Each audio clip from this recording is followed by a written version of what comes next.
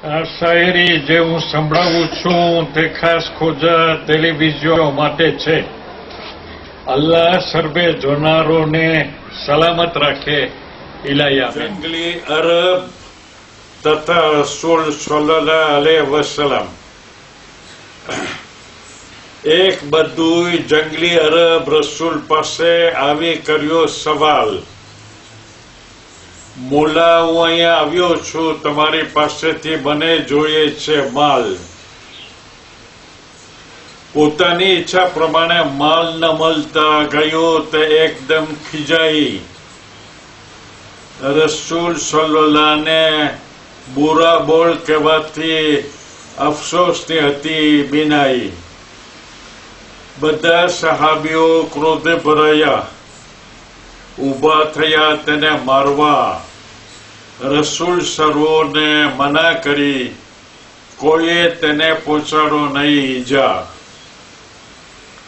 રસૂલ પોતાના ઘરે જઈ જોઈતો માલ આપી કર્યો તેને ખુશ. રસૂલની બીજાઓ કરતા અનોખી રીતથી શરમાયો તે અબૂજ. તેણે શર્મિદા જાહેર કરી, આભાર માની કહ્યું, કરો મને માફ. રસૂલે કહ્યું, સહાબીઓથી માફી માંગી, કર તેઓના દિલ સાફ.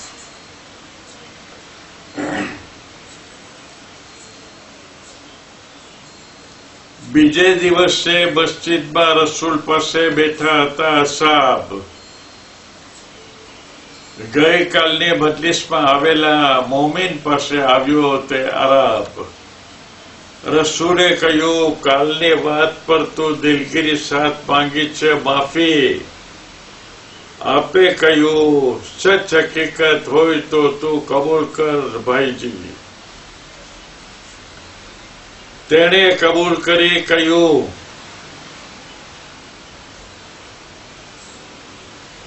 આ બાત હકીકત છે. માફીના તેને શબ્દો ઉચ્ચાર્યા. ત્યારે બધા સહાબીઓને સંતોષ થયો. સાથમાં બધા ખુશ થયા. અરબ ભૂલ કેમ સ્વીકારી તેની સહાબીઓને સમજ પડી. મોહમ્મદ રસૂલ જોઈ તો માલ ના આપ્યો હોતે તો માફી માંગવા માટે નહીં કરતે તે કબૂલ.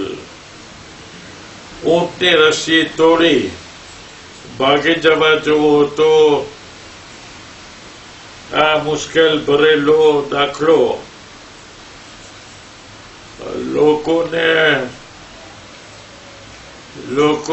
લોકો તે માણસની મદદ કરવા વિચારે ઓહા કરી મૂક્યો હતો.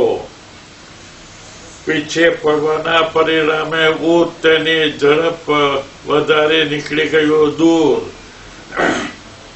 ઊંટ માલિકે કહ્યું, ભાઈજાન, તમે તકલીફ લ્યો ન કરો, મને મજબૂર. મારા ઊંટને કેમ પકડવું? તમારાથી બનશે નહીં.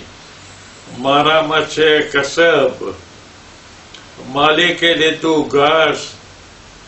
ઘાસ લઈ ઊંટને બાજુમાં લાવ્યો. બધા થયા અજબ. જ્યારે નજીક આવ્યો ત્યારે તેની લગામ પકડી લઈ ગયો ઘેર.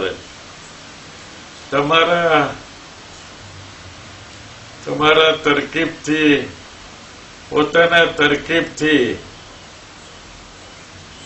પોતાના ઊંટને પકડવામાં લાગી નહીં દેર.